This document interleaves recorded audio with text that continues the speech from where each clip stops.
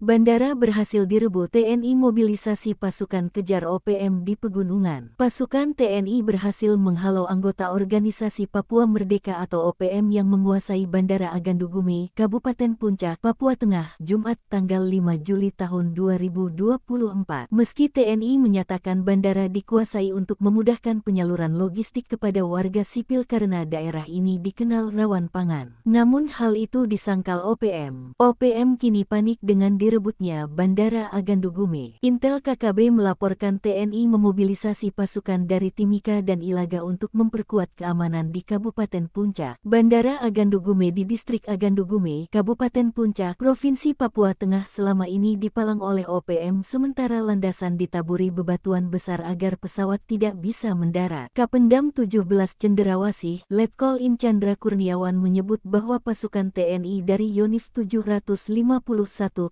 VJS berhasil mengamankan Bandara Agandugume di Distrik Agandugume, Kabupaten Puncak, Provinsi Papua Tengah, Jumat tanggal 5 Juli tahun 2024. Bandara itu sempat dikuasai oleh pasukan OPM dengan melakukan pemalangan yang menyebabkan bandara tidak beroperasi. Usai mengamankan dan menduduki wilayah bandara, TNI selanjutnya akan mengamankan proses pembangunan gudang logistik Badan Nasional Penanggulangan Bencana. Kawasan ini setiap tahun dilanda bencana kelaparan akibat cuaca ekstrim, yaitu musibah embun beku yang merusak tanaman pertanian. Namun hal itu dibantah juru bicara TPNPB sayap militer OPM, Sebi Sambong. Menurutnya, di wilayah Distrik Ilaga sejak Kamis, tanggal 27 Juni tahun 2024 telah terjadi pengerahan pasukan militer dari Mimika. Kemudian pada Jumat tanggal 28 Juni tahun 2024, aparat militer dengan peralatan perang dari Ilaga tujuan ke Distrik Agandugume dikerahkan untuk membangun pos dan gudang logistik untuk membendung pergerakan pasukan TPNPB OPM.